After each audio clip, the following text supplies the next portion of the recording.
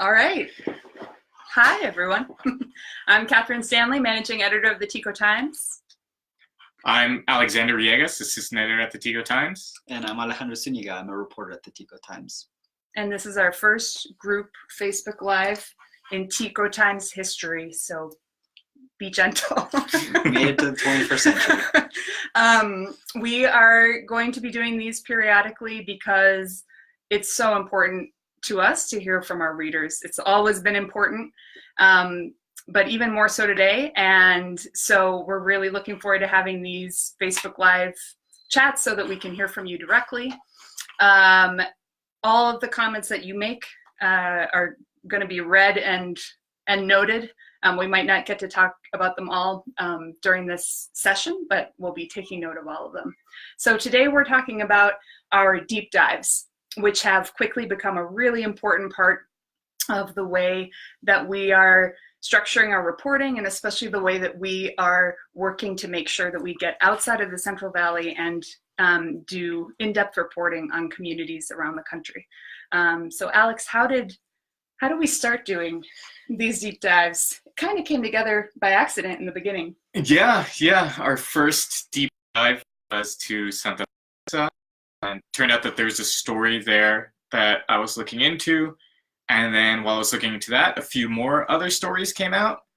And then we decided it would probably be best if we just focused all of our efforts there for like about a week, and then like saw what stories we could come up with. And then, so the name Deep Dive came out, and it also became a way that I feel, because as a publication that also gears itself towards the expat and tourist community a lot, I think it's really interesting to hit places that are generally visited by tourists, but places where we could add to the conversation with our reporting and other things we could do. So like we also explored a restaurant there, like we explored the surfing scene there, but then we're also able to look into safety, pesticide use, and wastewater management, topics that we thought were all interesting. And that's how the first one was born. And then we went to Puerto Viejo a bit later, and now we're planning a third one to the Southern Zone. That's right. And this is our editorial team. So we really pack a lot into these deep dives. Thankfully, we have amazing interns, and we have incredible freelancers who join us on these as well. And so that's how we've been able to produce a lot of content out of each of the deep dives that we've done. And we're very excited to go to the Southern Zone. Obviously, this is a huge region. We're not going to, we'll just scratch the surface, and we'll be going to a few locations within the Southern Zone with hopes of going back very soon. But we've already gotten a lot of reader comments about what we should do while we're there. And we want more. This is part of why we are doing these Facebook Lives, and we plan on doing them regularly. But as a small publication with such a small editorial team, we really do appreciate input from our readers about what you want to see from Costa Rica. One thing that we have heard a lot over the last few months is to pay attention to issues in places that are outside of San Jose and outside of the Central Valley. And that's why we do these deep dives. There's a part of our editorial, of our work as a paper that we do want to focus on travel stories, on things you can do that are interesting and unique to Costa Rica, that if you're coming as a tourist or if you're just looking for things to do, we want to point you to the right restaurants or the best restaurants. We want to point you to our favorite places to get drinks, and our favorite things to do outdoors in this wonderful country. At the same time, we don't just want to be a travel blog. So that's why the deep dive model, I think, has been so great for us, is because when we went to Santa Teresa, we were able to explore both sides of that community. Number one, it's a place where you have a lot of people who have come and relocated there, whether it's expats. There's a very large Israeli community, and obviously there's a lot to do, from surfing to hiking to just experiencing that beach culture. But then there's problems that have come from that influx of tourism.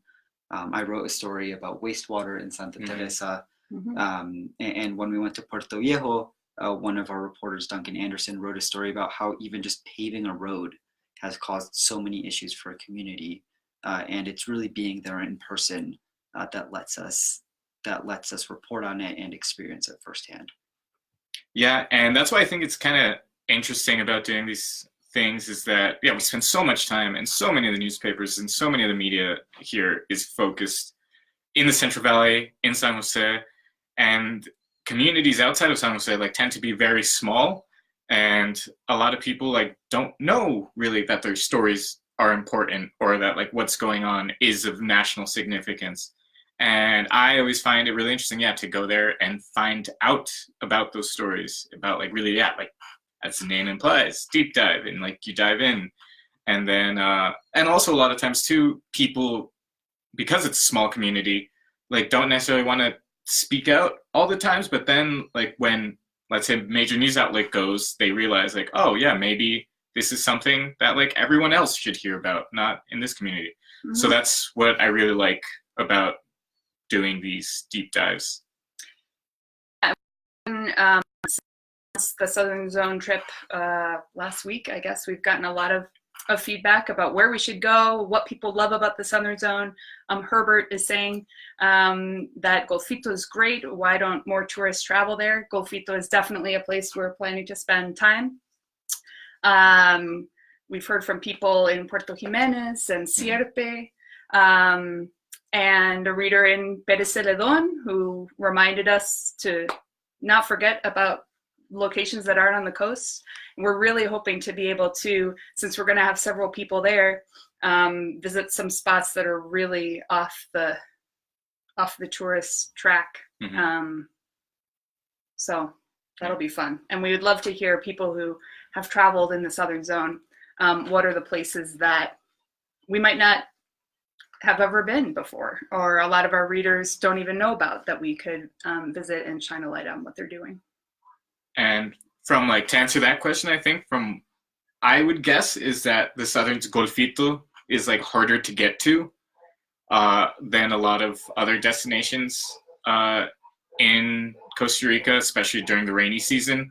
So that's one of the reasons I would expect maybe not as many tourists travel there. I don't know what you guys think.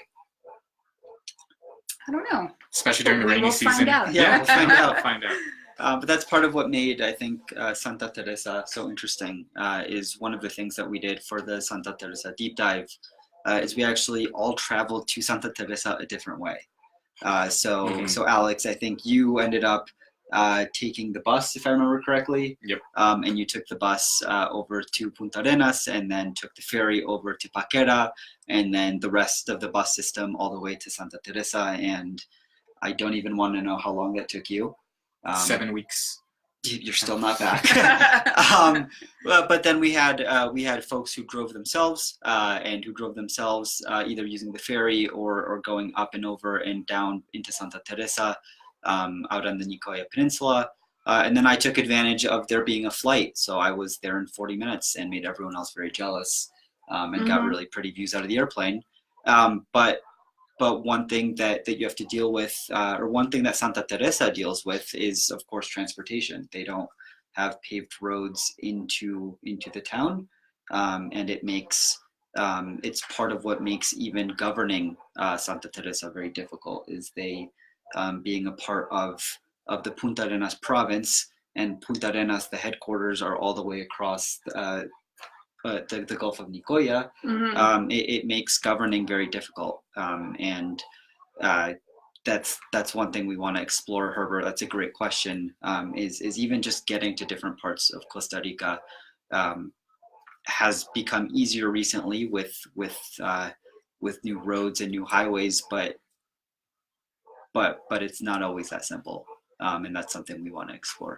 Yeah, and a lot of times you just can't appreciate it until you're there and you see what the travel time is, and you see what the issues are. And of course, we would like to stay a lot longer than 10 days in a place. But again, we're 3 people. I'm always a masochist, so I will travel the most obnoxious, annoying, longest way Yes. to see what it's like, because I really like doing that. I'll leave the flying to you. Sounds good. The other thing to mention is that we also want to do deep dives in the future to places that are more off the beaten path.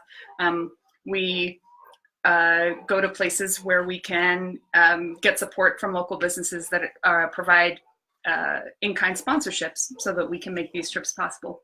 So as we get to know more and more businesses around the country that like the work that we're doing and would like to be a part of helping bring us to their community, we'll be able to cover increasingly diverse kinds of locations, small towns.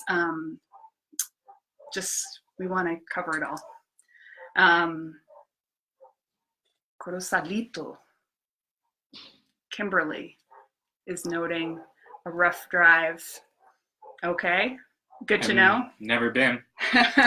Tell us more, Kimberly. I look forward to checking it out one day.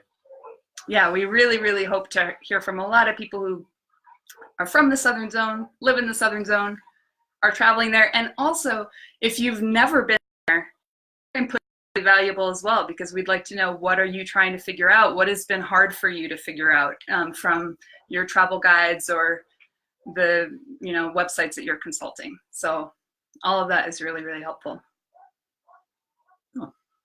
A couple other things that I wanted to throw out there, not necessarily related to the deep dive. But David, seeing your comment that you read our site and you're in Nicaragua, I just wanted to note also that though we are the Tico Times, and of course we're based in Costa Rica, and that's the majority of our coverage, we're also paying attention to the issues that are affecting Central America and Latin America. So we have had coverage of the ongoing and sometimes escalating situation in Nicaragua. We've actually broken some news on those issues, and Alex, even a few months ago, spent some time at the border between of Nicaragua and Costa Rica, doing some in-person reporting and videos that are still up on our site.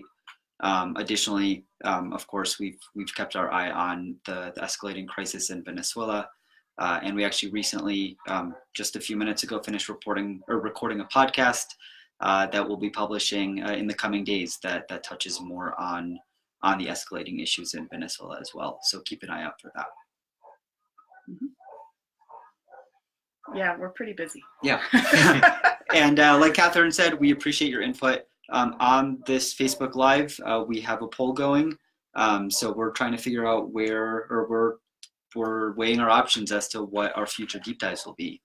So if you have any input, go ahead, put an answer on our poll. If there's options, we couldn't do a free response, but if you have other ideas of stories we should be paying attention to, or places in Costa Rica that we should really be sending our editorial team and taking a closer look at that region or that city, do let us know. We read all of your comments, and we appreciate all of your input, and your support means a lot to us. Yeah, story ideas are always welcome. If it wasn't for people telling us things, we wouldn't know what to do. That's right. Yeah, all news starts with somebody, so help us be that person. All right. Yes. And some of the other things that I don't think we've mentioned that we have going on are, we launched last week our Patreon platform. So if you go to the Patreon page where people can become patrons of different projects they want to support, the Tico Times has a page. And you can join our 5% Club, which is made up of readers who donate at least $5 a month to support our reporting. We really do a lot with a little. And so every new member of the Tico Times 5% Club really makes a big difference. And there are all different donation levels you can choose from. And every donation level comes with cool stuff that you get, from exclusive content, like some that we just recorded here, ebooks, free PDFs of our print editions, SlothCon and Tico Times swag. So check out our Patreon page. It really helps us a lot when readers become patrons of the Tico Times. Alejandro mentioned our podcast. We have our March print edition coming out next week. If you don't know where to find our print edition, you can find a full list on our website, ticotimes.net. And that's another thing where we love to hear from readers.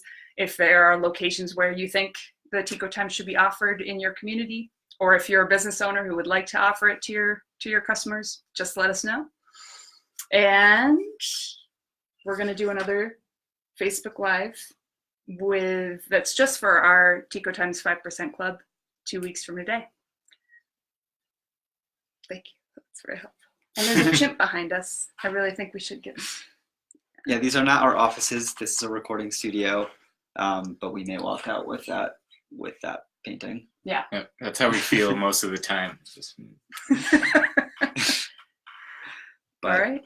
Okay. Yeah. Thanks a lot for joining us, and yeah, we'll be back in 2 weeks. Bye. Bye. Yes.